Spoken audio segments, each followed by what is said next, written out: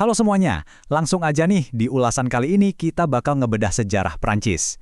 Kita bakal ngelihat transformasi luar biasa dari wilayah yang tadinya cuma berisi gua-gua prasejarah sampai berevolusi jadi salah satu raksasa Eropa modern. Ini bukan sekedar hafalan deretan tahun dan nama tokoh loh, ini bener-bener kisah epik tentang bertahan hidup, revolusi berdarah, dan gimana sebuah bangsa terus-terusan menemukan kembali jati dirinya. Yuk kita mulai! Karena ribuan tahun sejarah itu padat banget, ini peta jalan kita biar gampang ngikutinnya. Kita mulai dari prasejarah ke Galia Romawi, terus masuk ke era Franka dan abad pertengahan, lanjut ke era Renaissance dan monarki absolut, ngelewatin revolusi dan era Napoleon, ngebahas perang dunia dan dekolonisasi, sampai akhirnya nyampe di Prancis modern dan Republik Lima. Oke, kita langsung masuk ke bagian pertama, dari prasejarah ke Galia Romawi. Coba bayangin deh, bukti kehidupan pertama di wilayah Prancis itu usianya bukan ribuan, tapi jutaan tahun. Penemuan peralatan batu di Chilhak itu umurnya sekitar 1,6 juta tahun lalu. Gila kan? Terus sekitar tahun 400.000 sebelum Masehi, kelompok Neanderthal mendiami Eropa. Tapi sayangnya, iklim dingin yang ekstrim bikin mereka punah. Posisinya kemudian digantikan oleh manusia modern atau Homo sapiens yang tiba sekitar tahun 43.000 sebelum Masehi. Warisan mereka ini luar biasa banget dan masih bisa kita rasakan lewat lukisan Gua Lascaux yang ikonik itu. Dari sini, peradaban mulai menetap dan puncaknya di tahun 600 sebelum Masehi, koloni Yunani berhasil ngebangun kota Massalia yang sekarang kita kenal sebagai Marseille. Terus, apa yang terjadi selanjutnya? Awalnya, wilayah yang dulu disebut Galia ini isinya suku-suku kayak Gaul, Aquitani, dan Belgae yang mayoritas pakai bahasa Celt. Tapi, semuanya berubah drastis waktu Republik Romawi datang. Julius Caesar ngelancarin invasi besar-besaran di Perang Galia antara tahun 58 sampai 51 sebelum Masehi. Penaklukan ini nggak cuma ngubah siapa yang berkuasa, tapi benar-benar ngeleburin suku asli Galia sama pengaruh Romawi. Hasilnya, muncul satu masyarakat terintegrasi yang sepenuhnya baru, yaitu budaya Galo-Romawi. Lanjut ke bagian kedua, Franka dan abad pertengahan. Gimana ceritanya setelah Kekaisaran Romawi akhirnya runtuh? Nah, dari puing-puing kekacauan pasca Romawi itu muncul kekuatan baru dari suku-suku Jermanik. Ada 3 tonggak penting di sini. Pertama, di akhir abad ke-5, Raja Clovis I berhasil nyatuin sebagian besar Galia di bawah dominasi kaum Franka. Kekuatan ini makin meraksasa dan nyampe puncaknya di tangan Charlemagne yang ngebangun Kekaisaran Karolingen. Terus, biar kerajaannya punya fondasi yang stabil, Hugh Capet menetapkan aturan yang solid banget di tahun 987. Dari suku-suku yang tadinya tercerai-berai, wilayah ini mulai ngebentuk pemerintahan sentral yang super kuat. Tapi ya, stabilitas itu dapat ujian besar. Di tahun 1328, kematian raja dari Wangsa Capetia memicu krisis suksesi yang brutal banget. Akhirnya, meledaklah konflik multigenerasi yang masif di tahun 1337, Perang 100 tahun. Ini tuh pertarungan sengit antara Philip VI dari Wangsa Valois Prancis dan Edward III dari Wangsa Plantagenet Inggris buat ngerebutin tahta dan wilayah Aquitaine. Di awal perang, Inggris bener-bener di atas angin. Mereka bahkan berhasil nangkep Raja John kedua dari Prancis. Situasinya kelihatan suram banget buat Wangsa Valois. Tapi, sejarah selalu punya cara mengejutkan buat membalikkan keadaan. Di saat paling krisis inilah muncul sosok legendaris Jane d'Arc. Ini ibarat keajaiban. Seorang gadis petani biasa maju memimpin pasukan Prancis ngelawan gempuran kekuatan Inggris. Kepemimpinannya sukses membalikkan keadaan buat Wangsa Valois dan ngebawa mereka ke kemenangan final di tahun 1453. Kemenangan ini krusial banget bukan cuma soal menang perang, tapi secara fundamental menguatkan semangat nasionalisme rakyat Prancis.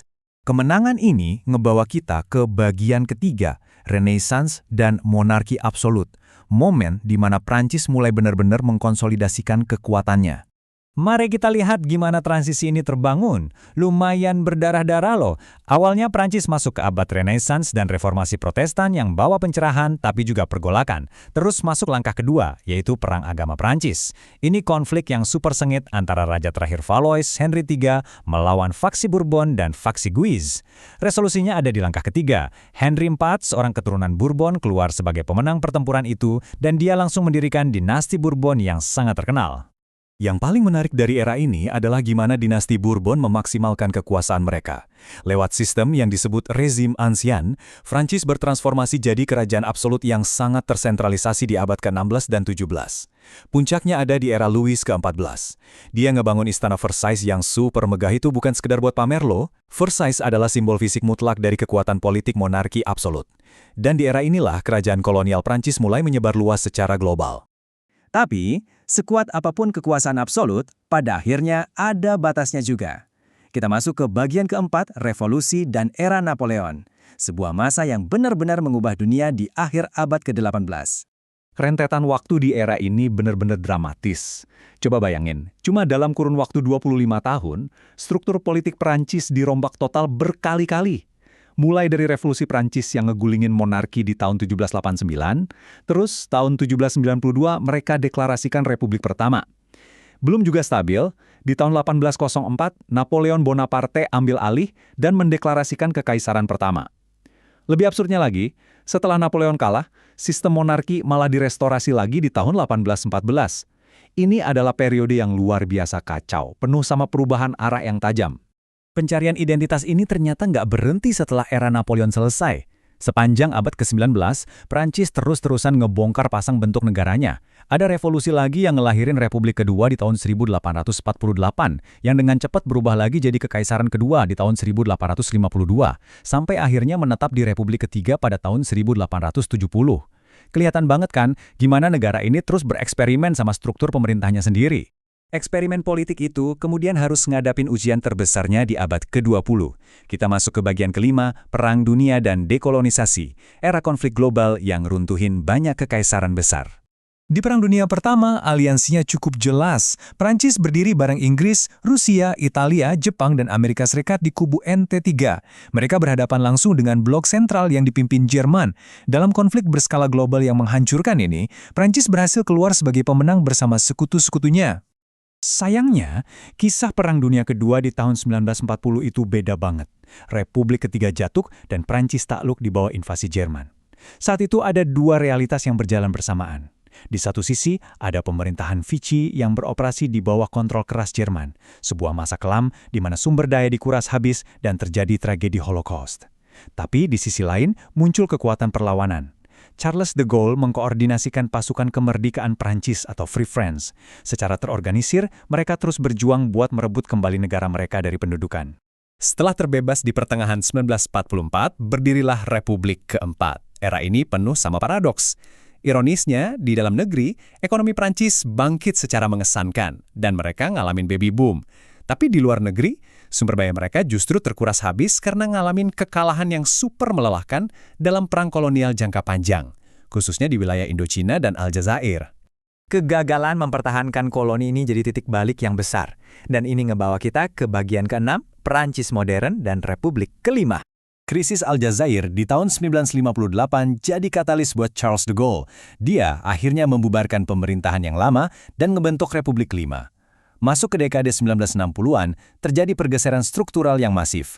Banyak wilayah bekas imperium kolonialnya yang akhirnya merdeka. Sementara itu, wilayah-wilayah yang lebih kecil langsung diintegrasikan ke dalam struktur negara modern sebagai departemen dan jajahan seberang laut Prancis. Jadi, apa sih dampaknya buat Prancis hari ini? Menariknya, walaupun kehilangan banyak kerajaannya, Prancis pasca 1945 secara agresif berhasil mengamankan posisi internasional yang luar biasa kuat. Mereka jadi anggota tetap Dewan Keamanan PBB, jadi anggota kunci di NATO, dan memainkan peran fundamental yang jadi cikal bakal berdirinya Uni Eropa. Di abad ke-21 ini, Prancis tetap berdiri tangguh sebagai kekuatan ekonomi, budaya, dan militer global.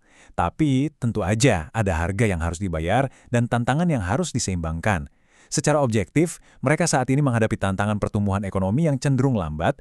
Selain itu, mereka juga terus menavigasi isu-isu sosial modern, termasuk upaya mengelola integrasi kelompok minoritas Muslim di dalam masyarakatnya. Nah, semua rentetan sejarah ini ngebawa kita ke sebuah pertanyaan besar.